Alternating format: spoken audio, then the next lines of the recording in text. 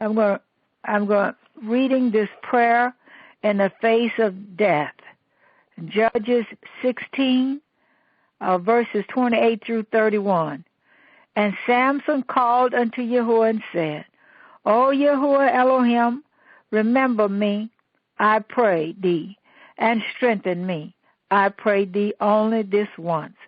O Yahuwah, that I may be at once avenged of the Philistines for my 2 eyes. And Samson took hold of the 2 middle pillars upon which the house stood, and on which it was borne up, of the one with his right hand and of the other with his left. And Samson said, Let me die with the Philistines. And he bowed himself with all his might. And the house fell upon the lords and upon all the people that were therein. So the dead which he slew at his death were more than they which he slew in his life. Judges 16, verses 28 through 31. Although a Nazarite unto Yahuwah, we have little record of Samson's intercourse with heaven. His character is inexplicable, yet he is enrolled in the list of ancient worthies renowned for their faith. Hebrews 11, verse 32. What a series of degradations were his. How pitiful this strong man must have looked in the prison house of Gaza, blind and fettered, sightless and grinding in his bondage. He seems a sorry hero. The heathen pray and praise, and it is thus that the Philistines bless Dagon for their victory over Samson. Their song of praise was accompanied by sacrifice. Judges 16, verse 23. Ask for the great deliverer now, and find him eyeless at Gaza, at the mill with slaves.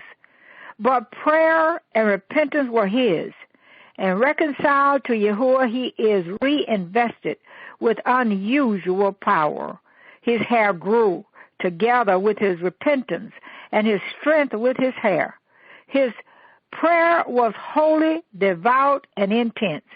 The Spirit of Yahuwah moves within him, and grasping the pillars of the idol temple, Samson triumphs in his death, becoming more terrible to the Philistines than he had ever been in his life. Although he was a personal desire for vengeance, Samson went out in a blaze of glory. Samson made many mistakes. Burgess and proud love right, but in the end he came to realize wherein lay the source and secret of his strength. At the end he was his best. It is true that thoughts of vengeance were in his heart, but the Philistines had destroyed his sight. They now regarded him as a comedian to give them sport. No wonder that a terrible wrath fell upon him, and with it a sense of his need of Yahuwah and God-given strength. Among the recorded prayers of the Bible, that of the dying Samson is most heart-moving. He used the name of Yahuwah as he prays for the destruction of Yahuwah's foes, who were also his foes.